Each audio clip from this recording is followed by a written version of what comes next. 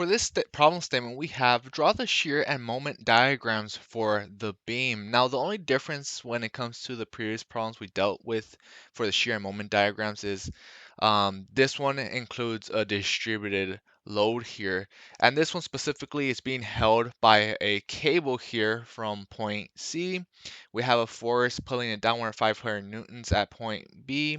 We have point A and C, and we have the necessary dimensions here. So a couple relationships that you need to know for this is the change in shear, the change in moment. So there are two equations for this, which are the change in shear is equal to the integral of Wx dx. I remember Wx is just the load that we have. In this case, it would be constant 250 newtons per meter. And remember, the change in shear is nothing more than the shear at point 2 minus the shear at point 1. And these are arbitrary locations. So in this case, point 1 could be point A, and point 2 would be the next point, which is point B. Now, the change in moment is equivalent to the integral of the shear with respect to x. And now, once I'm drawing the shear and moment diagrams, this will be a lot more simpler.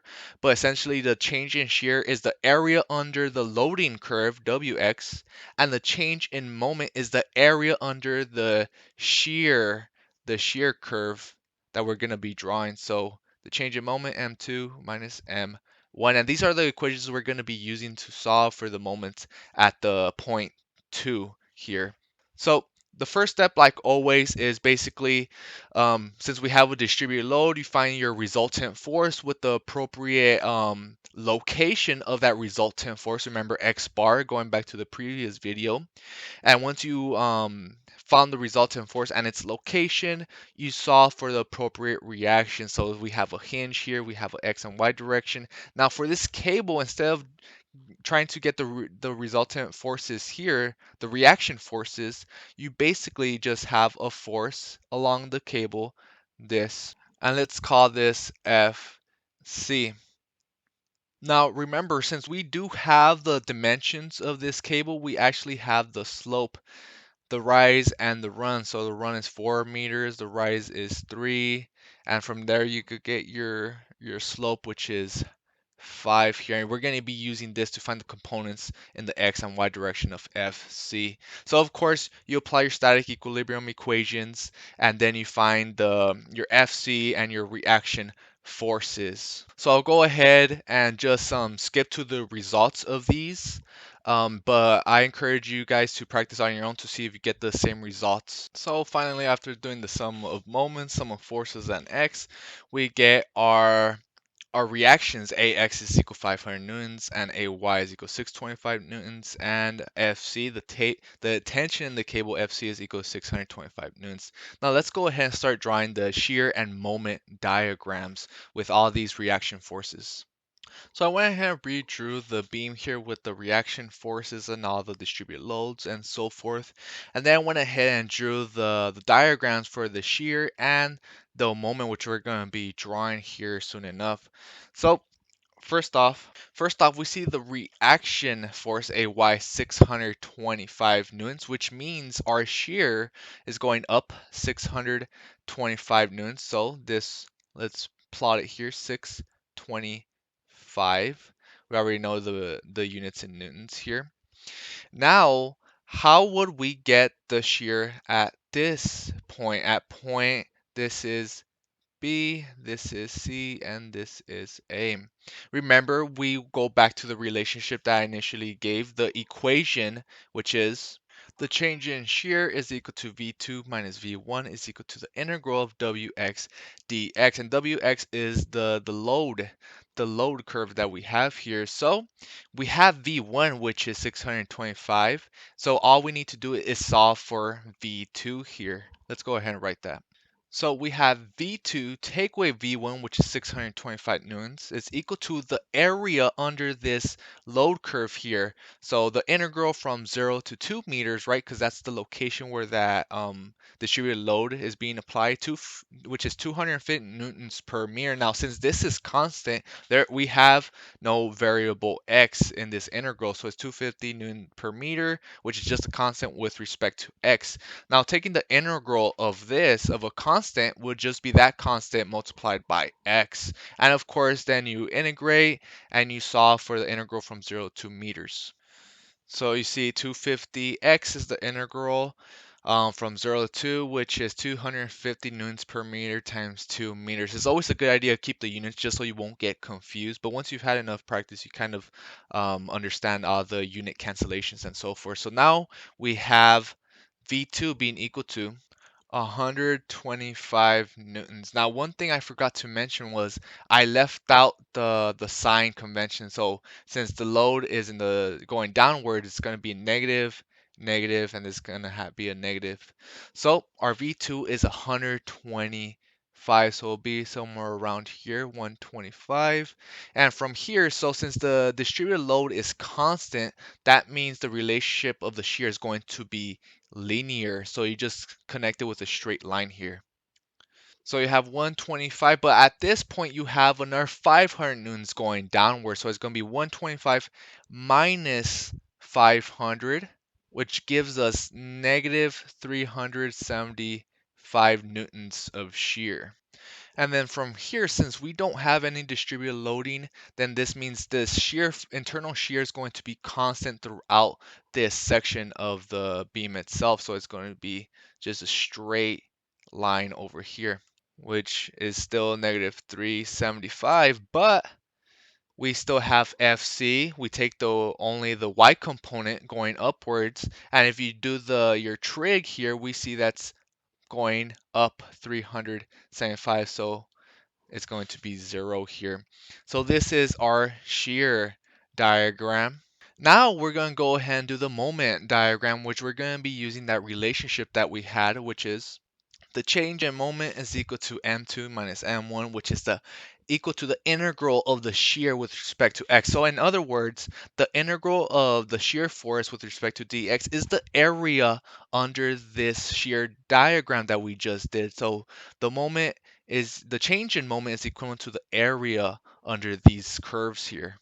So for the moment at point A exactly, we have no moment here. Only until we start going into the beam itself where there's loads and such will we start gaining a moment.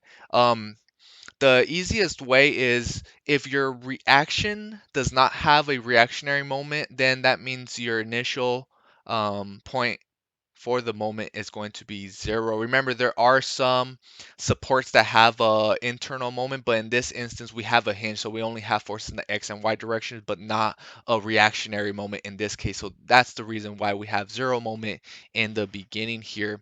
Now, the area under this curve is going to be m2 minus m1. Since we see that this is a simple geometry, you actually have a rectangle here at point at 125 newtons, and the other one is a triangle. So you can actually just simplify it and use the areas that we do know for rectangle and a triangle to solve for the maximum shear at this point over here. So m2 take away 0, which is m1, is equal to, we have the width or height of this rectangle here, 125 newtons. The width of it is 2 meters, so 125 times 2 meters, plus the area of this triangle, which is 1/2 base, which is 2 meters, times the height, which is 625 newtons, minus the 125 newtons. Just be careful with that. Because remember, keep in mind this triangle starts from this point to this point on top, so it's the subtraction of 625 minus 125. So M2 is 750 Newton meters. So it goes 750. So from here, we see that for the shear diagram itself, we have a linear relationship, which means the moment diagram is going to have a parabolic relationship. Now, if this is a little bit too hard for you, you could actually do the shear and moment equations, and that's exactly the relationships you're going to be able to see. You're going to see whether it's a parabolic relationship, a linear, or constant. And so that makes it a lot easier when you're barely starting out to learn this. But once you do this enough, you s- once you do this enough, you're able to visually see if the loading profile is constant, that means the shear is linear. If the shear is linear, then that means it's parabolic. Those are the kind of relationships. If there is no force, then that means it's just constant. If it's constant, then it's linear. If it's linear, it's parabolic for the following diagrams, right? The shear and the moment. Now for the second portion of it, we already see the area is 375 times 2 meters here, right? Just the area under this curve. But keep in mind, this is negative, which means we're going to have a negative moment. So from the positive 750, we're actually going to be subtracting it, going downwards, because slowly it starts decreasing. Now, since this is constant, the relationship for the moment is going to be linear. Not parabolic, but linear. So we see 375 times 2 is 750, but it's negative because it's negative below this line here, 0. So it goes downward. And this is how you do the shear and moment diagrams when it comes to distributed loading. You could use these equations to find the areas under the curve. The relationship of the change of shear is equal to the area under the loading curve, and the change in moment is equal to the area under the shear curve itself. And once you do this enough times, you're actually able to visually just do the shear and moment diagrams. You're able to get the area under this curve. So just to reiterate, remember, if you see a constant relationship, then the next relationship, either for the shear or the moment, is going to be linear. And if it's linear, it's after that is parabolic. So we see that there is no force being applied here from point B to point C. That's why we have a constant shear. And since we see the shear is constant, that means the moment is going to have a linear relationship. Now going to the load profile, since the loading was constant, that means the shear had a linear relationship, and from there the moment had a parabolic relationship. And so this is how you do it visually. You see the reaction force 625, so you go up. Then for every meter along this section, you go down 250 newtons. So 250 for first meter and another 250 for the other one. So you have 125. Then from here, if you have an external force being applied, you go down another 500 units. Then there's no forces being applied in this area. Then you go constant. And at this location, you have FC going upward, which is actually positive 375. So it cancels out and goes back to 0. And again, since we did the moment diagram was a lot simpler, the area under the curve as well, you just multiply, add them up, this, and this is how you do it. The more you practice, the easier it gets. But these relationships are the ones that you should remember, and these are the ones that you're going to be utilizing. And so this is how you do the shear and moment diagrams when it comes to having distributed loads and so forth. These two equations are going to be important to use.